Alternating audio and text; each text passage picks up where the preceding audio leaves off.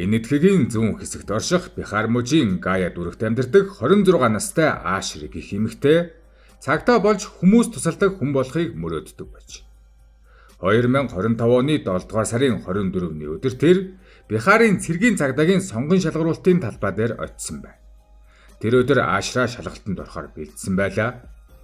Гэхдээ энэ цагдаагийн биеийн шалгалт гэдэг тоглоом биш, нэр дэвшигчид холын болон богино зайн гүйлт хийдэг. Уртын харайлт өндрийн харайлт биеийн жим болоод өндөр ерөнхий тэсвэр хурд биеийн бэлтгэлгээд олон шалгуурыг давтдаг. Бихарын цэргийн цагдаагийн хувьд эдгээр шалгалт маш чухал. Учир нь энэ ажилд тэсвэр хурд авахааж дарамт даах чадвар шаардлагатай. Тиймээс даалгаврыг дааж чадахгүй хүмүүс эхний шатанд л хасагддаг. Оролцогчид сар зарим нь бүр жилээр бэлтгэгч тэнцэхгүй хоцрох тохиолдол олон. Харин тэр өдөр цаг агаар бүрч хүнд байв. Агаар бөхчм халуун чиг ихтэй байсан тул хүмүүс эрднөхөөсөө хурдан туйлдж унаж байсан. Тэр хүмүүсийн нэг нь Аашра байлаа. Тэсврийн гүйлтийн үеэр түүний биеийн дээлдэхэ болж хэдэн зуун хүний нүдэн дээр талбай дээр ухаалдан унжээ. Ийм үед хийх ёстой зүйл нь энгийн. Хэн нэгэн шалгалтын үеэр ухаан алдвал эмнэлэг рүү яралтай хүргэх ёстой. Аз таарч талбай дээр аль хэдийн түргэний машин бэлэн зогсож байсан тул Аашраг тэр машинд суулгасан байна. Хамгийн ойрын эмнэлэг ердөө 3.5 км зайтай, машинаар бол ердөө 10 минутын зам. Тэр эмнэлэгт хүртлээ аюулд өртөх ёсгүй байсан. Гэхдээ өнөөх аюул яг тэр машин дотор хүлээж байлаа. Аашра замдаа ухоорсон, тэр бүрэн сэрээгүй манарсан, бие нь өөрийнх нь биш юм шиг санагдаж байсан гэдэг. Гэхдээ нэг л зүйл буруу байгааг мэдэрсэн. Машин дотор явж байхад хэн нэгний гар түүний биед хүрж байлаа. Эмнэлгийн тусламж үзүүлж байгаа хүний хүрэлт биш, өөр удахтай, бузар, аимшигтай хүрэлт. Тэр сууж чадахгүй, тэмцэж чадахгүй толгоо нь эргэж, биеийн сул байсан ч юу болж байгааг ойлгох хэмжээний ухаантай байж. Түргэний машин дотор 3 эсвэл 4 эрэгтэй түүнийг хүчирхийлжээ. Аашра хашгирсан гэвч тэд зогссонгүй. Түргэний машин тэднээс өөр хүн байгаагүй, түүнийг сонсох өөр хэн нэгэн байсангүй. Тэр халдагчдтайгаа хамт тэр машинд хавчуулагдсан байв. Харин түүний хийж чадах царын ганц зүйл бол хүлээх байсан. Энэ бүхнийг дуусгахыг хүлээх, түргэний машин эмнэлэгт хүрэхийг хүлээх. Эцэст нь машин эмнэлэгт хүрэхэд Аашра үлдсэн өчүүхэн хүчээрээ эмчид ам нээж. Бараг ухаангүй, бараг сонсогдохгүй хоолоогоороо тэр эмнэлгийн ажилтнуудын анхаарлыг татаж чадсан байна. Намайг сая түргэний машин дотор бүлэглэн хүчинцэн гэж тэр хэлсэн байдаг. Аз болоход энэ удаа хүмүүс түүнд итгэсэн. Эмнэлгийнхэн цагдаа дуудсан бөгөөд Аашраг тэр даруй эмнэлгийн нарийн үзлэгт оруулсан байна. Эмч нар бүх гэмтэл шинж тэмдгийг баримтжуулсан. Цагдаа нарч тусгай мөрдөн шалгах баг байгуулж шуурхаа хөдөлсөн байна. Шүүх шинжилгээний баг Аашрагийн үзлэгийн дүн болон түргэний машинаас цуглуулсан сурцуудыг шалгаж. Дараа нь Гая хотын цагдаагийн газрын ахлах дарга хэвлэлийг нь мэдэгдэхдээ хохирогчид хийсэн эмнэлгийн үзэлгээр бүлэг хүчингийн хэрэг үйлдэгдсэн нь батлагдсан гэж мэдэгдсэн байна. Гэхдээ мөрдөн шалгалтаар илэрсэн зүйл үүгээр дуусаагүй. Эмнэлэг хүрэх 3.5 км зам ердөө 10 минутанд явах ёстой байсан. Гэтэл түргэний машин хэд удаа явсан байж. Гудамжны камерын бичлэгүүдийг шалгахад мөрдөгчдийн сэжиг зөв байсан байна. Түргэний машин зориуд замаас хазааж хугацаа хожихын тулд өөр чиглэлээр явсан байж. Мөрдийн шалгалт эхэлснээс хойш 2 цагийн дотор цагдаа нар 2 сэжигтнийг тогтоож баривчилсан байна. Тэд бол түргэний жолооч болох Бан Кумар, яаралтай тусламжийн техник Ажид Кумар. Энэ хоёр эрэгтэй тухайн өдөр сонгон шалгаруулалтын талбай дээр оролцогчдын аюулгүй байдлыг хангах үүрэгтэйгээр ажиллаж байсан хүмүүс байв. Өөрөөр хэлбэл Аашраг унахыг харсан, түүнийг ухаалцсныг мэдсэн. Улмаар түүний аюулгүй байдлыг хариуцах ёстой байсан хүмүүс өөрсдөө түүний халдагчид болжээ. Бүсгүйч тэднийг биечлэн таних зааж өгсөн байна. Ахлах цагдаагийн дарга хэвлэлд хэлэхдээ мөрдөн байцаалтын баг хэргийг удахгүй шүүхэд шилжүүлж түргэн хугацаанд шүүх хурал явуулах хүсэлт гаргана гэж мэдэгдсэн байна. Гэхдээ Аашра өөрийн мэдүүлэхдээ түргэний машин дотор 3 эсвэл 4 хүн байсан гэж хэлсэн байдаг. Гэтэл баривчлагдсан хүн ердөө 2 хүн. Тиймээс цагдаа нар өөр сэжигтнүүд байж болзошгүй, тэднийг барихын тулд нэгжлэх дайралтууд үргэлжилж байна гэж мэдэгдсэн байна. Харин хүмүүс машингийн асуултыг асууж эхэлсэн. Энэ яаж боломжтой байсан бэ? Уг түргэний машины хөдөлгөөнд бараг ямар ч хяналт байгаагүй. 3.5 км замд хэд удаж байгааг GPS систем анзаараагүй. Машин дотор камер байгаагүй. Эмнэлэг дээр хинч түргэн ягаад ирэхгүй байна гэж асуугаагүй. Энэ бол зүгээр нэг гэмт хэрэг биш.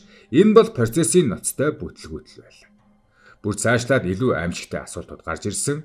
Иймэрхүү аюултай эрчүүдийн жолоодож буй хинч хянагддаггүй тээврийн хэрэгслээр өмнө нь хідэн эмэгтэй тавирлагдсан бол. Хэрэг олон нийтэд ил боломж хариу үйлдэл ширүү мөрнсөн.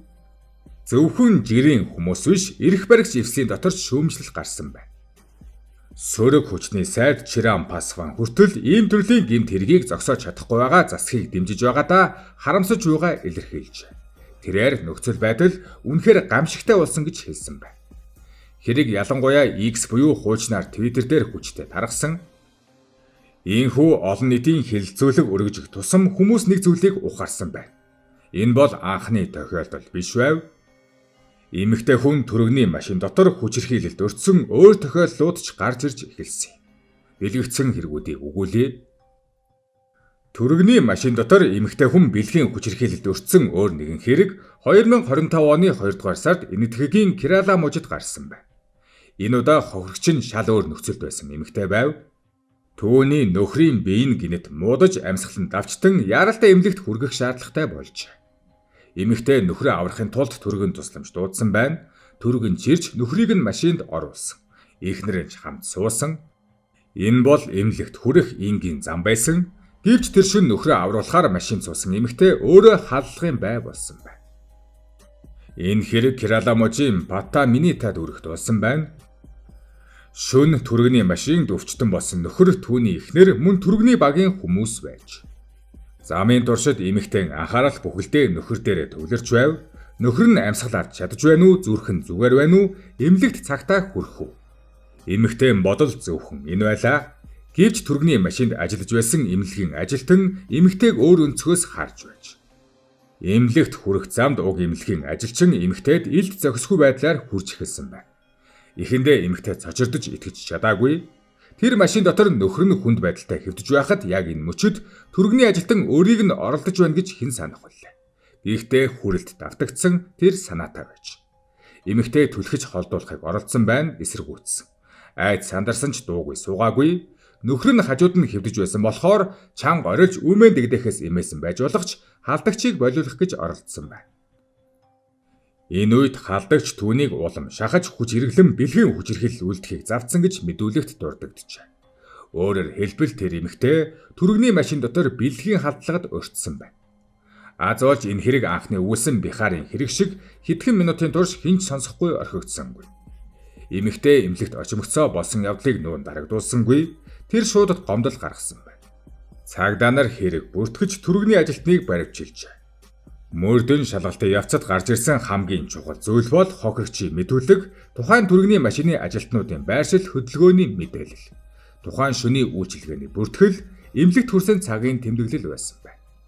Энэ хэрэгт олон нийтийн уур хилэн маш хүчтэй байсан. Яагаад гэвэл энд нэг ноцтой зөрчил харагдаж байна.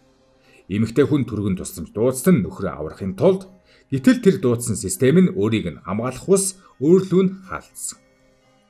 Кералад гарсан энэ хэрэг Бихарын хэрэгээс нэг зүйлээрээ өөр. Бихард 26 настай хохирогч ухаан алдаж бие хамгаалах чадваргүй болсон байсан. Харин Кералагийн хэрэгт эмэгтэй ухаантай нөхрөө хард суусан тусламж ирж явсан нэгэн. Өөрөөр хэлбэл халдагч этгээдэд заавал ганцаараа сул дорой ухаангүй эмэгтэй хэрэггүй байсан. Боломж л байхад хангалттай байж. Энэ бол маш аимшигтай дохио. Учир нь асуудал зөвхөн эмзэг байдалд биш, хяналтгүй эрх мэдэлд байсан. Түргэний машин бол хаалттай орчин, дотор нь орсон хойно хин хаан суухыг багийнхан шийднэ. Хаан зогсохыг жолооч шийднэ. Өвчтөн арга ирэх нь айдас сандралтай байдаг. Харин гаднах хүмүүс юу болж байгааг мэдэх боломжгүй. Ийм орчинд ёс зүйн хүчирхийлэгч зан чанартай хүн орвол түргэний машин хэдхэн минутын дотор тусламжийн орон зай биш өрх болж хууртай байж. Кералагийн энэ хэрэг ил болсны дараа эмэгтэйчүүдийн аюулгүй байдлын талаар том хэлэлцүүлэг өрнөжээ. Ялангуяа шөнийн цагаар эмэгтэй хүн өвчнөө дагаж явахдаа ганцаараа суух ёстой юу? Түргэний багт заавал 2 хүнээс дээш бүр эмэгтэй ажилтан хамт явах ёстой юу? Машин дотор аудио, видео хяналт суурдуулах ёстой юу? Бүх яралтай тусламжийн машины маршрут саатлыг GPS-ээр бодитоор хянах ёстой юу? гэсэн асуултууд гарч ирсэн байна. Гэхдээ нэтгэхт ийм хэлэлцүүлэг гарах болгонд нэг асуудал давтагддаг. Хэрэг гарсны дараа хүмүүс хэсэг уурлана. Улс төрчид мэдэгдэл хийдэг. Цагдаа нар баривчилгаа хийнэ. Харин дараа нь систем өөрөө бодитоор өөрчлөгдөхгүй бол дараагийн хэрэг гарахад ердөө цаг хугацааны асуудал болдог. Харин дараачийн өгүүлэх хэрэг бол өмнөх хоёроосоо илүү өөрөөр зүрх өвдгөн. Тэр бол өсвөр насны охин байсан. Энэ хэрэг энэтхэгийн өмнөд хэсэгт гарсан бөгөөд хохирогч нь насанд хүрээгүй охин байсан учраас түүний нэр, байршил, танигдах үз олон мэдээллийг хэвлэлүүд нууцлсан байдаг. Гэхдээ мөрдөн шалгалтын мэдээллээс тодорхойлсон гол зүйл нь дараах байлаа. Охины бие нь муудаж эмнэлгийн тусламж шаардлагатай болсон байна. Түүнийг эмнэлэгт хүрэхээр түргэний машин ирсэн. Машинд жолооч болон түргэний багийн хүн байж. Охины бие сул хамгаалах чадвар муу, бүрэн хяналттай байдалд байгааг тэд мэдэж байсан. Тэр бол тэдний хамгаалах ёстой хүүхэд байлаа. Гэвч замд нь тэдний нэг нь охины эмзэг байдлыг ашиглахаар шийджээ. Мөрдөн шалгалтын материалд дурдсанаар түргэний машин дотор охин дээр бэлгийн шинжтэй халдлага үйлдсэн байна. Зарим их сурвалжид түүнийг оролцсон, заримд нь биед нь хүчээр хүрсэн, заримд нь илүү ноцтой бэлгийн хүчирхэл үйлдэхийг завдсан гэж бичсэн байдаг. Ямар ч хувилбараар харсан утга нь нэг. Өвчтөе насанд хүрээгүй охиныг эмнэлэгт хүргэх ёстой хүн өөрийн эрх мэдэл, орчны давуу талыг ашиглан түүнд хаалцсан. Охин эмнэлэгт очсныхоо дараа гэр бүлийнхэнтэйгээ уулзчаад л болсон явдлыг ярьснаар хэрэг ил болсон байна. Энд хамгийн аимшигтай нэг зүйл нь охин дөргөний машинд аюулгүй газар руу явж байна гэж утсан.